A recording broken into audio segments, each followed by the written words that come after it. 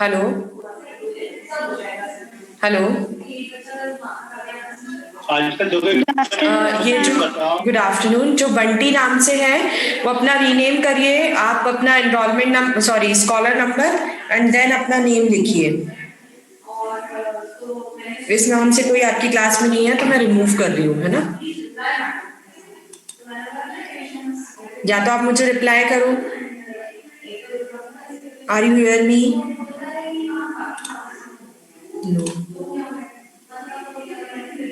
Hello Bunty, who is this?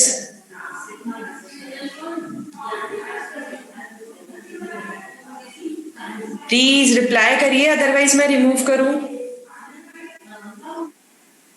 हाँ okay, मैं remove कर देती हूँ फिर।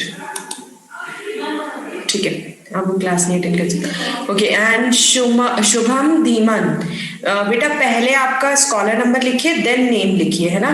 तो वो क्या रहेगा, सिक्वेंशियली आप सबके नाम आ जाएंगे तो अटेंडेंस लगाना इजी हो जाता है।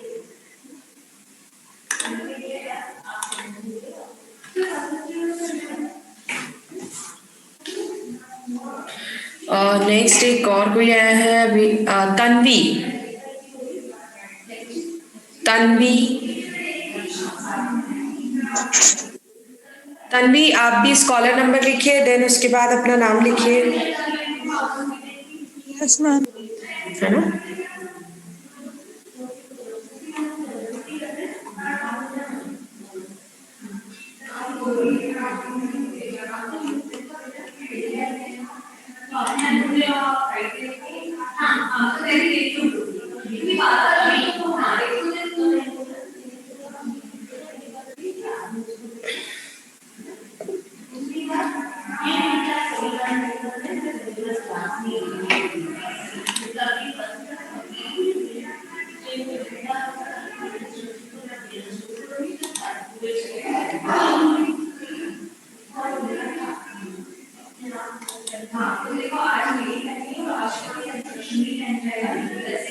नीरज, आपने भी स्कॉलर नंबर नहीं लिखा हुआ है।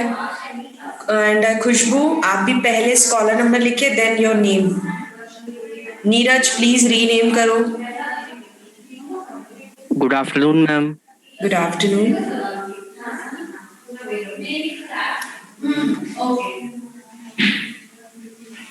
नीरज, खुशबू,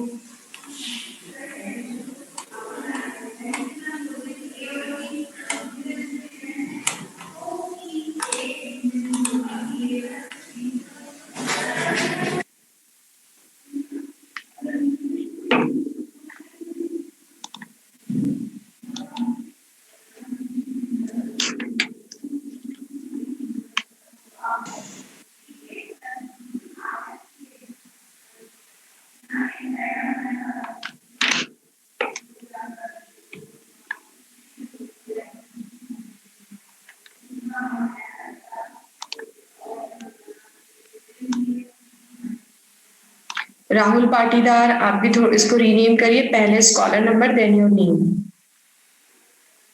प्लीज आप लोग इस बात का ध्यान रखिए, है ना। चलिए हम स्टार्ट करते हैं। आप लोग लास्ट क्लास में ग्राफ थ्योरी हमने स्टार्ट किया था आपको, एंड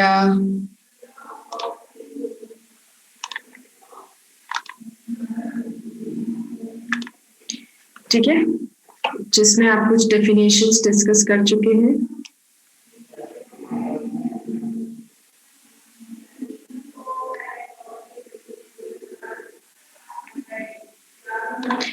नेक्स्ट आपका यहां तक हो गया था ना, एडजेसेंट वर्टाइसेस तक। यहां तक किसी को कोई डाउट? No ma'am. आगे बढ़ते।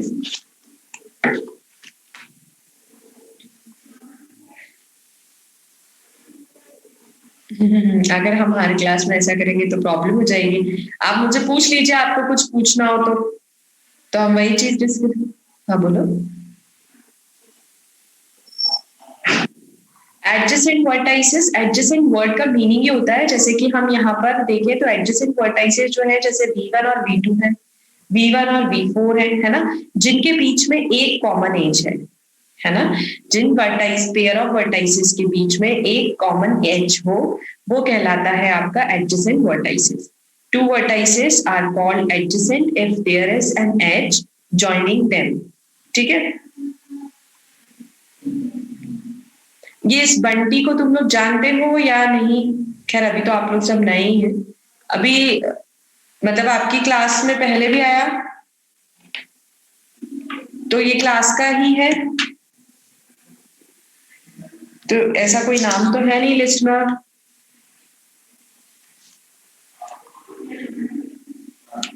एक बार उससे पूछ लेती हूँ, फिर नहीं तो हटा देंगे अपन। यस, एक मिनट, ज्वाइन हो रहा है। बंटी प्लीज, आवाज आ रही है तुमको मेरी? Bunty, hello,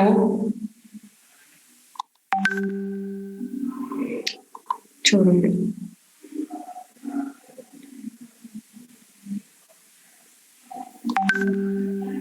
He's not able. Okay, तो यहाँ पर हम यही बोलते हैं कि आपके पास एक एज जो कि दो वर्टाइसेस को ज्वाइन कर रही है, या हम दूसरे सेंस में बोले कि पेयर ऑफ वर्टाइसेस जिनके बीच में एक ही कॉमन एज हो, वो कहलाएंगे एडजेसेंट वर्टाइसेस। ठीक है, नेक्स्ट है degree of vertex. Ma'am excuse me ma'am. हाँ हाँ बोलो। जैसे कि अभी हमने एडजेसेंट वर्टाइसेस डिस्कस किया, हाँ तो जो डेफिनेशन के अकॉर्डिंग तो फिर यहाँ पे सभी एडजेसेंट वर्टाइसेस है मैम, हाँ, है ना। V1 V2 एडजेसेंट है, V1 V4 एडजेसेंट है, V4 V3 एडजेसेंट है, V3 V2 एडजेसेंट है। सभी वर्टाइसेस, पेयर ऑफ वर्टाइसेस जो है वो एडजेसेंट है।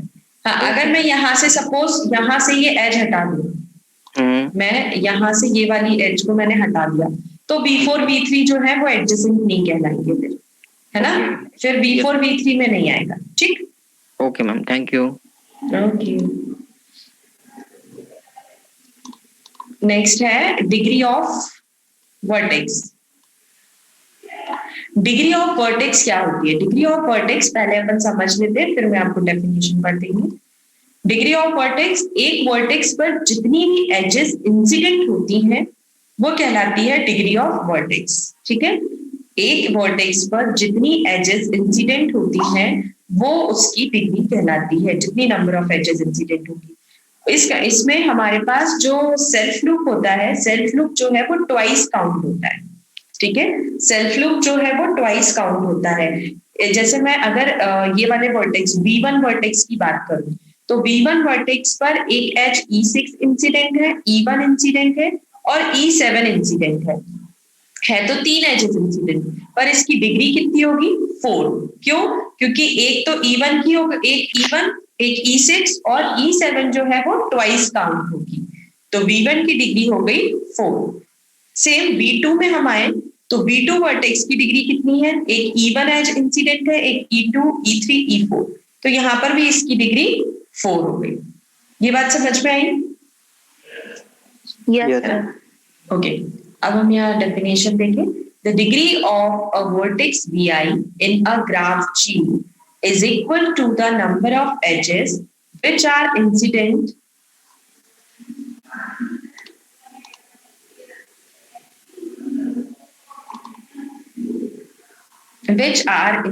on vi with self loop counted twice.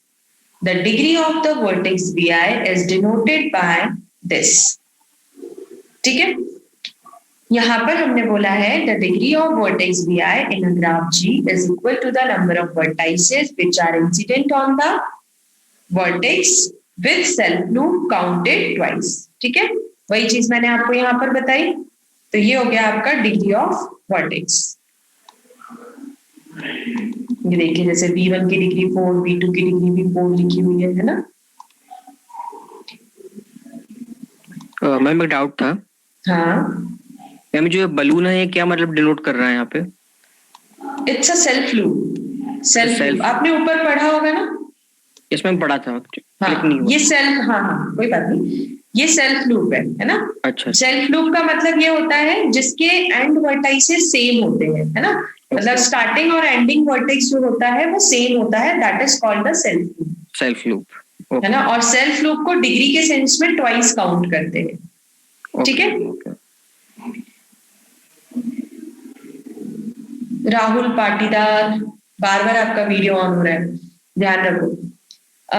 Note लिखा हुआ है, अ vertex with odd degree is called an odd vertex. इसका मतलब ये है कि किसी वर्टेक्स की अगर डिग्री ऑड है तो उसको ऑड वर्टेक्स बोलते हैं. जैसे कि मैं यहाँ पर देखूं तो V3 वर्टेक्स जो है उसकी डिग्री 1, 2 और 3 है. 3 इज ऑड नंबर, तो डिग्री ऑफ V3 3 है, इसलिए V3 जो है वो ऑड वर्टेक्स कहलाएगा. ठीक है. V4 वर्टेक्स की डिग्री देखें तो 2 है, क्योंकि 2 ही एज इंसिडेंट है, तो इवन वर्टेक्स हो गया. ठीक, क्लियर है? Yes ma'am. ओके. नेक्स्ट है regular graph. A graph G in which all vertices are of equal degree is called a regular graph. Regular graph क्या होता है? हम बोल रहे हैं a graph G in which all vertices are of equal degree. हर एक vertex जो है वो सेम डिग्री का हो, है ना, इक्वल डिग्री की हो सारे वर्टाइसेस. ये लिखा है इन विच ऑल वर्टाइसेस, सारे vertices are of equal degree. तो V1 की डिग्री हम देखें तो 1, 2, 3 है, V2 की डिग्री 1, 2, 3 है, V3 की डिग्री भी 1, 2, 3 है और V4 की डिग्री भी 1, 2, 3 है. इसलिए ये रेगुलर ग्राफ है. अच्छा, ये बताइए क्या ये सिंपल ग्राफ है? आपने कल पढ़ा था सिंपल? No ma'am. नहीं है. मैम. क्यों नहीं है? इसमें पैरेलल एजेस हैं. Very good, very good. क्योंकि यहाँ पर आपके पास पैरेलल एजेस हैं. V1 और V4 के बीच में जो E4 और E2 एज है वो पैरेलल एजेस है ना. E4 और ये वाली एज को हम कोई नाम दे दें और E2 और दिस एज को, तो ये दोनों आपस में पैरेलल एजेस है, इसलिए ये सिंपल ग्राफ नहीं है. फिर लिखा है आइसोलेटेड वर्टेक्स. देखो, डेफिनेशंस मैं आपको यहाँ पढ़ा भी दूंगी तो भी ऐसा जरूरी नहीं है कि अभी आपको समझ में आ गया, नो डाउट, है ना. लेकिन सभी आपस में कनेक्टेड है तो कंफ्यूजन तो होगा. तो आपको क्या करना है, आप खुद से बार बार पढ़िए और हर एक डेफिनेशन जब आप पढ़ रहे हैं तो उसका अपने अकॉर्डिंग एक ग्राफ बनाते जाओ, है ना. तो आपके दिमाग में क्लियर होना चाहिए और जितनी डेफिनेशन पढ़ रहे हैं उन सबको कंपेयर भी करते जाओ, किसमें क्या डिफरेंस है, जिससे कि आपके दिमाग में रहे, है ना. एक बार पढ़ने से नहीं आएंगी. और ग्राफ थ्योरी पूरा डेफिनेशन बेस्ड है, थ्योरम्स भी जो है वो डेफिनेशन बेस्ड है, तो डेफिनेशंस क्लियर होना बहुत जरूरी है. नेक्स्ट है आइसोलेटेड वर्टेक्स. आइसोलेटेड का मतलब ये हो गया जिसके पास कोई नहीं है ना, आइसोलेटेड हो गया. अभी तो अपन आइसोलेशन वर्ड बहुत सुन ही रहे हैं, है ना. तो यहाँ पर आइसोलेटेड का मतलब वही है, ऐसा वर्टेक्स है जिस पर कोई भी एज इंसिडेंट नहीं है. क्योंकि अगर कोई एज इंसिडेंट होगी इसका मतलब वो किसी दूसरे वर्टेक्स से ज्वाइन होगा, पर हम तो बोल रहे हैं कि वो आइसोलेटेड है, वो किसी से भी कनेक्टेड नहीं है, है ना. तो अ vertex of degree 0 is called an isolated vertex. मैंने आपको बोला कि कोई भी एज इंसिडेंट नहीं है, इसका मतलब क्या हुआ, डिग्री जीरो हुई। अगर कोई एज इंसिडेंट होगी तब तो उसकी डिग्री आएगी, है ना। तो a vertex of degree 0 is called an isolated vertex or an end vertex. This vertex has no incident edges. Clear है? Yes, ma'am. Yes ma'am. Like this, ये देखिए आइसोलेटेड वर्टेक्स है, इस पर कोई भी एज इंसिडेंट नहीं। इस ग्राफ में देखें तो ये भी आइसोलेटेड वर्टेक्स है ना। नेक्स्ट है पैंडेंट वर्टेक्स। एक होता है आइसोलेटेड वर्टेक्स, एक है पैंडेंट वर्टेक्स। आइसोलेटेड मतलब जिस पर कोई भी डिग्री, जिसकी कोई भी डिग्री नहीं है, मतलब जिस पर कोई भी एज इंसिडेंट नहीं है। और पेंडेंट का मतलब होता है जिसकी डिग्री 1 है, या हम बोलते हैं जिस पर केवल एक ही एज इंसिडेंट है ना। हाँ, V2। A vertex of degree 1 is called a pendant vertex. Null graph, null graph से हमको समझ में आता है। Excuse me ma'am. Yes, ma'am ये V3 ऐसे दूर क्यों है मैम, मतलब? एक मिनट, ये वाला V3। Yes ma'am. देखो, ये जो ग्राफ है, पूरा ग्राफ क्या होता है, वर्टाइसेस और एजेस का कलेक्शन होता है ना। केवल अगर हम वर्टाइसेस भी ड्रॉ कर रहे हैं, तो जैसे कि ये वाला है, ये केवल वर्टाइसेस है या एजेस नहीं है, मतलब हर एक वर्टेक्स की डिग्री 0 है, तो ये नल ग्राफ हो गया। तो अब ऐसे ही यहाँ पर भी एक ऐसा वर्टेक्स है जिसकी डिग्री 0 है, तो ये वर्टेक्स कैसा हुआ, आइसोलेटेड वर्टेक्स। आइसोलेटेड है, ठीक है। तो जैसे हम आगे पढ़ेंगे भी, डिस्कनेक्टेड ग्राफ हो गया, एक ग्राफ ये पूरा हो गया, और एक ये अकेला जो वर्टेक्स है ये भी एक ग्राफ है ना। तो 2 ग्राफ हो गए जो कि आपस में कनेक्टेड नहीं है, तो डिस्कनेक्टेड ग्राफ हो गया। बट मैम इसको ग्राफ कैसे बोलेंगे, इसमें एज तो है ही नहीं। है ना, हम बोलते हैं वर्टाइसेस और एजेस का कलेक्शन है, पर एजेस जो है वो बिना वर्टेक्स के नहीं बनती है, पर वर्टेक्स तो आइसोलेटेड हो सकता है ना। नल ग्राफ में क्या होता है, नल ग्राफ में सारे वर्टाइसेस का ही कलेक्शन होता है। ग्राफ में केवल वर्टाइसेस हो सकते हैं, बट केवल एजेस नहीं हो सकती, क्योंकि एजेस के जो एंड पॉइंट्स होते हैं that is called vertices. Okay okay okay, या थैंक यू मैम। ओके, तो null graph, a graph having no edges is called a null graph. In a null graph, each vertex is an isolated vertex. ठीक है, हमको दिख ही रहा है कि हर एक वर्टेक्स कैसा है, आइसोलेटेड है। These vertices are null graph because it has 0 degree. ठीक है, तो ये हमारी बहुत सारी हमने डेफिनेशंस पढ़ी। ठीक है, हमने पढ़ा रेगुलर ग्राफ। तो रेगुलर ग्राफ क्या होता है, जिसमें हर एक वर्टेक्स की डिग्री सेम हो। ठीक है, वो होता है रेगुलर ग्राफ। अब है आपके पास थ्योरम का स्टेटमेंट देखिए, लिखा हुआ है द सम ऑफ नीरज। अभी जिसने ज्वाइन किया है, पहले भी मैंने बोला था, बस स्टिल आपने अभी तक अपना वो चेंज नहीं किया है। नीरज, आपको आवाज आ रही है मेरी? नीरज? Yes ma'am. बेटा आप प्लीज उसको आपका रीनेम करिए ना, मैंने पहले भी बोला था आपको। पहले स्कॉलर, हाँ बोलो। मैम नेटवर्क प्रॉब्लम है इधर। ठीक है, आपका स्कॉलर नंबर क्या है? 2002234 ना। मैं यहाँ से आपका चेंज कर देती हूँ। प्लीज आप लोग जब एंटर करते हैं तब इस बात का ध्यान रखिए।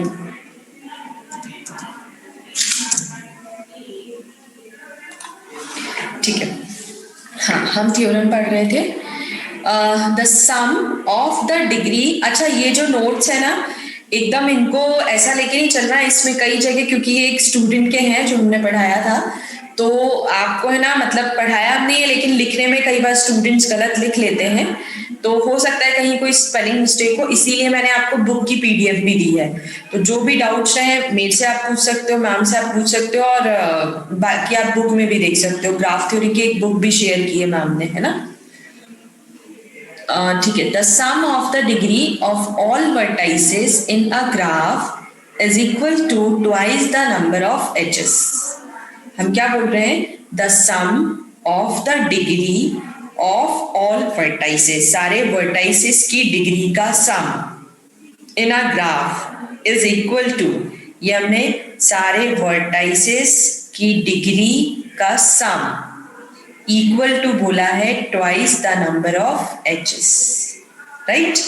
अब आपने बोला कि अब मेरे को ये प्रूफ करना है ना, तो हमने एक ग्राफ जी लिया जिसमें वर्टाइसेस और एजेस हैं, be a graph and let number of edges in G be small E से आपने नंबर ऑफ एजेस बताई। सपोज में 5 एजेस हैं, 6 एजेस हैं, जितनी भी एजेस हैं, तो हमने यहाँ पर ई नंबर ऑफ एजेस बोला है, ग्राफ जी में ई नंबर ऑफ एजेस है। Then we have to prove that this. अब यहां पर हम इसको प्रूफ कैसे करेंगे, है ना, तो हम इसको प्रूफ करने के लिए इंडक्शन मेथड यूज करते हैं। इंडक्शन मेथड आपने शायद पढ़ा होगा, जिसमें हम क्या करते हैं, हम किस पे इंडक्शन लगाएंगे, जैसे कि यहां पर आप जो इंडक्शन लगाएंगे वो ई पर लगाएंगे, हम ई इक्वल्स टू 0 1 2 ऐसा लेके चलेंगे एंड देन हम प्रूफ करेंगे इन जनरल। इंडक्शन मेथड में क्या होता है कि जैसे कि आपने ई पर, यहाँ पर नंबर ऑफ एजेस पर हम इंडक्शन लगा रहे हैं, तो हम पहले बोलेंगे सपोज 0 और 1 के लिए वो ट्रू है, अगर तो हम बोल रहे हैं m के लिए ट्रू होगा, फिर m+1 के लिए प्रूफ किया जाता है। तो इस तरीके से एक इंडक्शन मेथड होती है, जहां तक आप लोगों ने पढ़ी होगी यूजी में। यहाँ पर हमने बोला है where small v belongs to capital V is any vertex, we shall prove the theorem by induction on the number of edges in the following step. First step लिखी है हमने, if number of edges in G is 0, मतलब आपने E equals to 0 लिया, that is there is no edge, है ना। अगर as नहीं है इसका मतलब ऐसा तो हो नहीं सकता कि ग्राफ में वर्टेक्स भी नहीं होगा, नहीं तो वो ग्राफ ही नहीं कहलाएगा। अगर कोई भी एज नहीं है इसका मतलब कोई आइसोलेटेड वर्टेक्स होगा ग्राफ में, है ना। तो हमने यहाँ पर एक सिंगल वर्टेक्स शो कर दिया, ठीक है।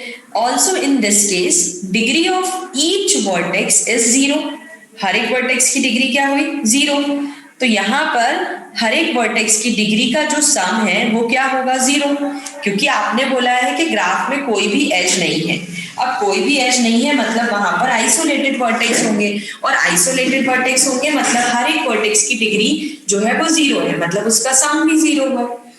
तो यहाँ पर हमने बोला all the degree of all the vertices, sum of degree of all vertices is equals to 0 हो गया। 0 को मैं लिख सकती हूँ ट्वाइस 0 हो गया, ये हमने कंसीडर किया है।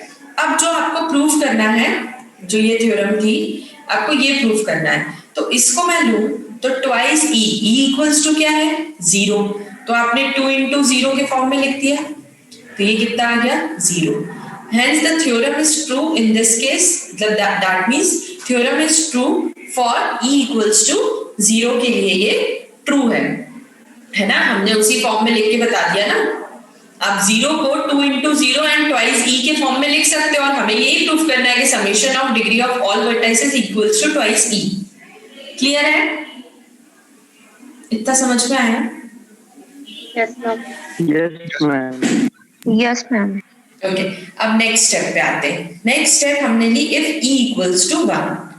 E इक्वल्स टू 1 लिया, मतलब कि अगर मेरे पास यहाँ पर बहुत सारे वर्टाइसेस हैं भी, सपोज अभी जैसे यहाँ 2 दिख रहे हैं ना, अगर मेरे पास यहाँ पर और भी वर्टाइसेस हैं, ये मैंने वर्टाइसेस बनाए, थोड़े से अच्छे से नहीं बनेंगे पर फिर भी थोड़ा सा, ये मैंने 4 वर्टाइसेस बनाए है ना। अब मैंने बोला E इक्वल्स टू 1, मतलब कोई भी 2 वर्टाइसेस के बीच में एक ही एज होगी, क्योंकि एक ही एज है, पूरे ग्राफ में एक ही एज है, वर्टाइसेस तो कितने भी हो सकते हैं। तो अब अपन देखें तो सपोज ये V1 वर्टेक्स है, ये V2 वर्टेक्स है, ये V3 वर्टेक्स है और ये V4 वर्टेक्स है। इस वर्टेक्स की डिग्री कितनी है 1 है, इसकी डिग्री कितनी है 1 है, इसकी डिग्री कितनी है 0 है, इसकी डिग्री कितनी है 0 है। ठीक, आप लोगों को दिख रहा है ना मैं यहाँ ड्रॉ कर रही हूँ तो? Yes, Yes, ma'am. ma'am. तो यहाँ पर हमको ये दिख गया। अब अगर मैं ये बोलूं कि मैं चारों वर्टाइसेस की डिग्री का सम करूं, है ना, मैंने बोला डिग्री ऑफ V1 या मैंने लिख दिया degree of VI summation of I equals to कितना हो जाएगा 1 to 4, क्योंकि अपने पास 4 ही वर्टेक्स है ना, तो 1 to 4 आ गया। तो जब आप इन सब का सम करेंगे तो कितना आएगा 1 + 1 + 0 + 0 दैट इज 2। तो अब मैं यहाँ 2 को क्या लिख दूंगी 2 into 1 और 2 into 1 मतलब कितना हो गया 2 into e, क्योंकि e equals to 1 था। बात समझ में आई? तो जैसे मैंने यहाँ पर 2 ही वर्टेक्स शो किए हैं, पर ऐसा जरूरी नहीं है कितने भी वर्टेक्स हो, हम तो एज पर लगा रहे हैं ना इंडक्शन थ्योरम, तो एज कितनी है वो डिपेंड करता है। तो एज जो है वो एक ही है, अब वो वर्टाइसेस कितने भी हो एक ही एज बना सकते हैं ना अपन। तो ये बात समझ में आई? तो ये देखिए यहाँ पर इसको इसी तरीके से हमने लिखा है।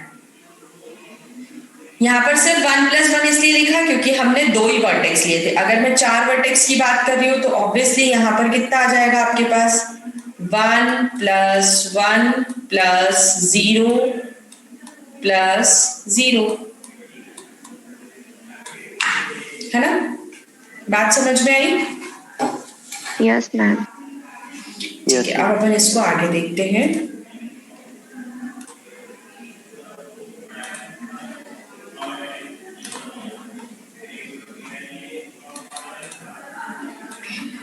That is the theorem is true in this case।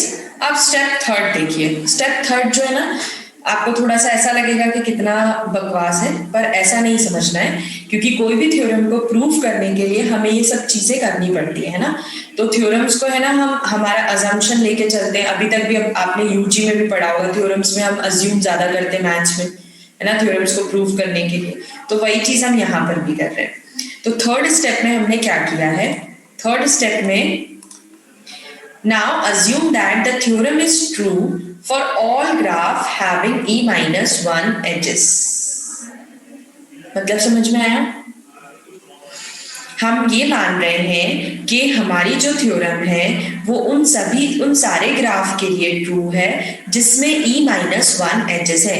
क्यों ऐसा बोला है? क्योंकि हमारा जो ग्राफ G है, ठीक है, उसमें नंबर ऑफ एजेस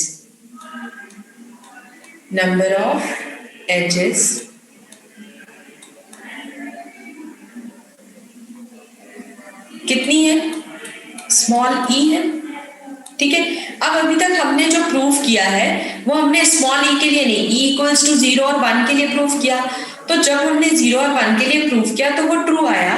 तो हम यहाँ पर बोल देंगे कि जो ग्राफ है वो किसके लिए, हाँ शुभम पोरवाल बोलो।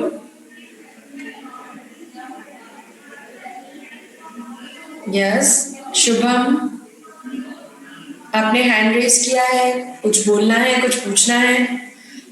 मैम वॉइस नहीं आ रही है। वॉइस नहीं आ रही है? किसी को भी नहीं आ रही है? No ma'am.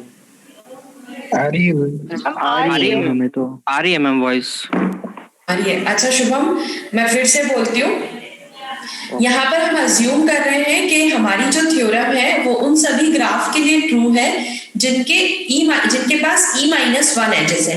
अब e वाले ग्राफ के लिए हमें प्रूफ करना है हमारी नंबर ऑफ एजेस कितनी है, स्मॉल e, उस ग्राफ के लिए हमें ट्रू करके बताना है। तो let G be a graph having e edges.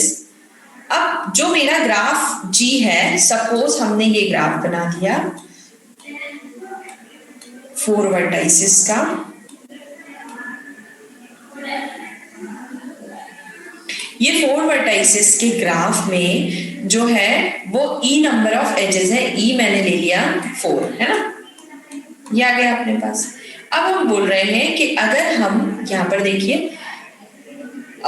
Late G be a graph having e edges, delete 1 as.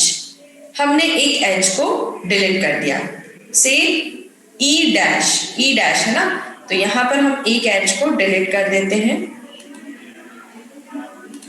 ये वाली एज को मैंने हटा दिया, ठीक है, ये ठीक। अब इस एज को हटा दिया जिसको आपने e डैश बोला है ना, e डैश मैंने एज हटा दी।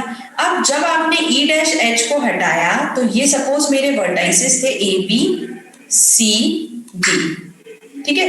तो अगर मैंने इस एज को हटाया तो मेरे जो ये वर्टेक्स है a और b, इसकी डिग्री में फर्क पड़ेगा या नहीं? यस मैम, है ना। तो जब उसकी डिग्री में फर्क पड़ेगा तो यहाँ पर डिग्री में 1 1 माइनस हो जाएगा ना, इस a की डिग्री 1 कम हो जाएगी और b की डिग्री 1 कम हो जाएगी, है ना। तो देखिए यहाँ, है ना, यहाँ पर वही लिखा हुआ है। क्या लिखा हुआ है?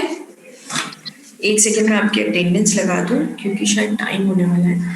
यहाँ पर लिखा हुआ है डिलीट वन एच से ई डैश, मैंने इस एच को हटा दिया फ्रॉम जी, दस a new graph ji dash, अब मेरा एक नया ग्राफ बन गया जिसमें ये वाली एच नहीं है, is obtained having e minus one aches, obviously उसमें 3 एजेस हो गई है ना, e minus वन मतलब मैं 4 लेके चल रही थी तो एक एज हटा दी तो 3 एजेस का ग्राफ हो गया। सो वेयर जी डैश जो नया ग्राफ बना है वो कैसा ग्राफ है, जिसमें जो कि जी ग्राफ में से ई डैश को हटा के जो ग्राफ बना है। Therefore by hypothesis we have in G dash, अब हाइपोथेसिस से क्या हो जाएगा कि जो summation of degree of all vertices है वो क्या आ जाएगा आपके पास, वो क्या है, हाइपोथेसिस हमने इसलिए वर्ड यूज किया है क्योंकि जो हमें प्रूफ करना है हम वही कंसीडर कर रहे हैं। हमारा ग्राफ जो जी डैश है जिसमें आपके पास e माइनस वन एजेस है ना, तो इसका मतलब जो थ्योरम का स्टेटमेंट है वो क्या बोलेगा कि summation of degree of all vertices equals to twice the number of edges, और number of edges e minus one है, तो हमने उसके अकॉर्डिंग ये स्टेटमेंट लिख दिया। अब यहां पर हमारे पास क्या हो जाएगा, now if we replace the H E dash to obtain the graph G, अब हमने वापस से इस एच को यहां पर लगा दिया।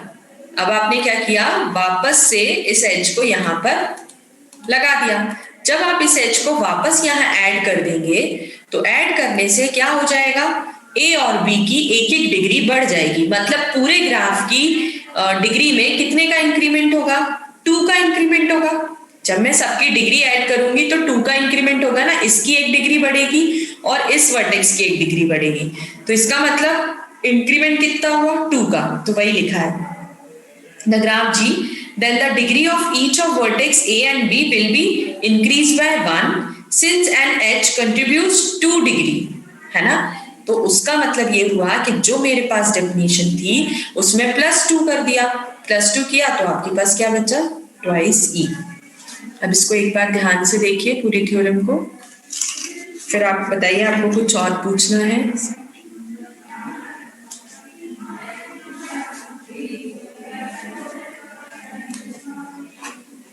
मैं आपकी अटेंडेंस लगा रही हूँ, तब तक आप 1 मिनट देख लीजिए।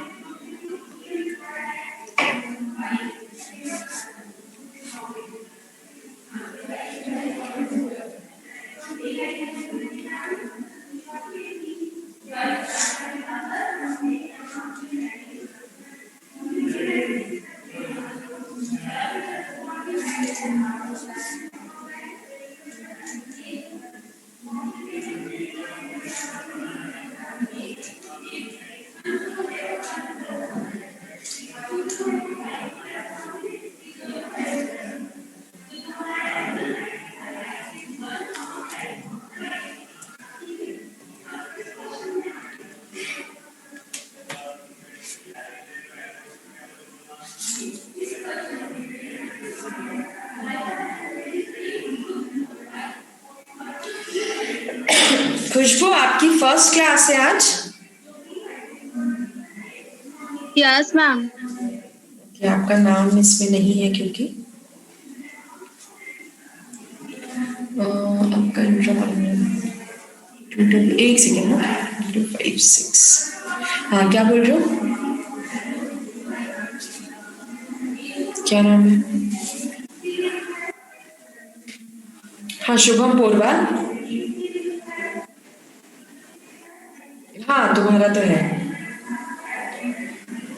पर कल नहीं आए थे। एक्चुअली जो लिस्ट है हमारे पास उसमें कुछ लोगों के नाम है, कुछ लोगों के नहीं है। दीपिका आपकी भी फर्स्ट क्लास है? No ma'am. 1 मिनट। No ma'am. दीपिका कल आए थे आप? मैम वो गर्विता, हाँ यस हाँ मैम, ठीक है गर्विता मैम ने ली। हाँ हाँ हाँ हाँ सॉरी सॉरी, हाँ लगी, मैंने लगा भी दी अटेंडेंस, ध्यान दीजिए। Okay ma'am. 18 students, 1 2 3 4 6 7 okay. हाँ ये थ्योरम को हम वापस से एक बार रिवाइज कर लेते हैं क्योंकि मीटिंग फिर एंड होने वाली है।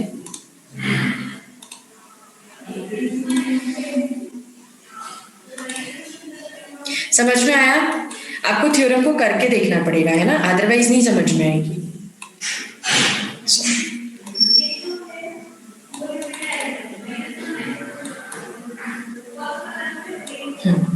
The sum of the degree of all vertices in a graph is equal to twice the number of edges। तो हमने क्या क्या किया, हम एक बार वर्बली सोच लेते हैं। हमने सबसे पहले क्या किया, हमने एक ग्राफ G लिया, ठीक है, जिसमें आपने नंबर ऑफ एजेस बोली स्मॉल e। फिर उसके बाद हमने इंडक्शन मेथड अप्लाई की, किस पर अप्लाई की, नंबर ऑफ एजेस पर। देन हमने फर्स्ट स्टेप में e, जो स्मॉल e है, मतलब नंबर ऑफ एजेस, हमने 0 ली। इसका मतलब ये हुआ कि हर एक वर्टेक्स की डिग्री 0 है, कोई भी एज इंसिडेंट नहीं है। उस अकॉर्डिंग हर एक वर्टेक्स की डिग्री का अगर हम सम करेंगे तो वो 0 आएगा। उस 0 को हमने ट्वाइस e के फॉर्म में लिख दिया, ठीक है। देन उसके बाद फिर हमने e इक्वल्स टू 1 लिया। e इक्वल्स टू 1 लिया तो आपके पास क्या हुआ, इसका मतलब कि एक ही एज है। अब एक ही एज जो है वो दो वर्टेक्स के बीच में ही आ सकती है ना, तो दो वर्टेक्स के बीच में एक एज आ रही है, मतलब एक वर्टेक्स की डिग्री 1 है और दूसरे की 1 है, और बाकी वर्टेक्स अगर है ग्राफ में तो उनकी डिग्री 0 है। तो जब आप सम करेंगे तो सम कितना आएगा, डिग्री का 2 आएगा। तो 2 को हमने ट्वाइस e के फॉर्म में लिख दिया, ये लिखा है, ठीक है। फिर उसके बाद हमने इन जनरल जब प्रूव किया, इन जनरल जब हम प्रूव कर रहे हैं तो हमने क्या बोला कि हमारे पास ग्राफ, हमारी जो थ्योरम है वो ट्रू है किसके लिए, उन सभी ग्राफ के लिए जिनमें e-1 एजेस है। तो अब हमने कहा कि हमारा ग्राफ जो G है जिसमें e नंबर ऑफ एजेस है, उसमें से हमने एक एज को डिलीट कर दिया। जब आपने एक एज को डिलीट किया तो आपके ग्राफ में क्या होगा, दो वर्टेक्स की डिग्री में 1 का डिक्रीमेंट होगा, है ना। तो उस अकॉर्डिंग जब मेरी एक एज हट गई e नंबर ऑफ एजेस वाले ग्राफ में से एक एज हटी, मतलब वो ग्राफ e-1 एजेस का हो गया। e-1 एजेस का जो ग्राफ हो गया तो हाइपोथेसिस मतलब कि जो हमारे को प्रूफ करना है उसी अकॉर्डिंग इस ग्राफ के लिए ये चीज ट्रू हो गई कि sum of degree of all vertices is twice the number of edges, and number of edges है e-1। फिर हमने वापस से उस एज को ऐड कर दिया। जब एज को ऐड किया तो दो वर्टेक्स की डिग्री में 1 का इंक्रीमेंट हो गया, और 1 का इंक्रीमेंट हुआ मतलब कि जब मैं डिग्रीज का सम करूंगी तो टोटल इंक्रीमेंट कितना हुआ, 2 का। तो अब किस ग्राफ में हुआ, इसी वाले ग्राफ में, तो इसमें मैंने +2 कर दिया। +2 करने से आपका प्रूफ हो गया ट्वाइस e। समझ में आया। थ्योरम को पहले समझ के अपने अकॉर्डिंग एक बार सोचो कि आपको क्या क्या स्टेप्स करनी है, देन उसको करो, है ना, तो आपको समझ में आएगा। थ्योरम नंबर 1 है, एज सच कोई नेम नहीं है, बट इसमें जितनी थ्योरम्स अपन पढ़ेंगे सभी इंपॉर्टेंट है ना। स्टेटमेंट अलग से पूछे जाते हैं तो स्टेटमेंट तो आपको आने ही चाहिए। Excuse me ma'am. Yes ma'am, इसको तो मोर टाइप से किया जा सकता है ना, कुछ भी कंसीडर किया नहीं। एक्चुअली कभी भी कोई भी थ्योरम को है ना हम एग्जाम्पल से सॉल्व नहीं करते हैं, है ना। जैसे आप एग्जाम्पल से कभी थ्योरम नहीं सॉल्व की जाती। आप लोग तो यूबी पीजी वाले, आपको सब पता है, आप लोग इतना पढ़े हो अभी यूजी में भी, तो कभी भी थ्योरम को हम इन जनरल ही प्रूफ करते हैं। कभी कोई एग्जाम्पल से अगर हम कर रहे हैं तो वो थ्योरम प्रूफ नहीं कहलाएगी, क्योंकि एग्जाम्पल पे आप नहीं बोल सकते ना कि मतलब हाँ ये चीज ट्रू होगी इस एग्जाम्पल के लिए, तो इन जनरल ट्रू है, ठीक है। तो थ्योरम को हम जब प्रूफ करेंगे तो इन जनरल प्रूफ करेंगे।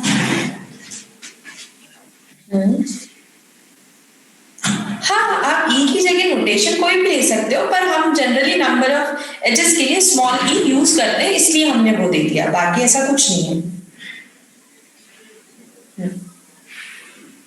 नो